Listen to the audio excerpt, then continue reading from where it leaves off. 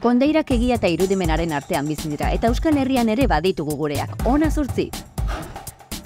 Gasteizko Ogasun bulegoetan Andresito izeneko ume baten mamua agertzen da gauez. Izena bulegoko langile batek jarri zion 1980ko hamarkadan.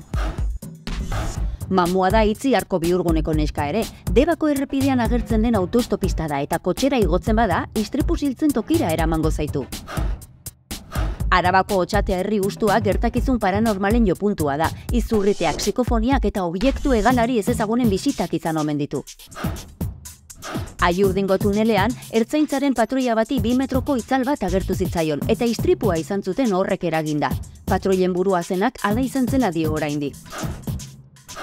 Urtero abuztuaren 24an Zarauzko Narru Jauregiko gela urdinean jauntxo ingeles bat agertzen omen da. Zergatik egun horretan, 1572ko San Bartolomeko sarraskitik iesean heldu zelako herrira.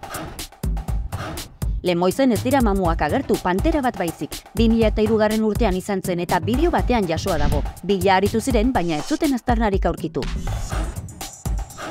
Diotenez Iruña ondoko eskapamendi puntan ezkutuko tunel bat dago, hiriko harresi barneraino daramana.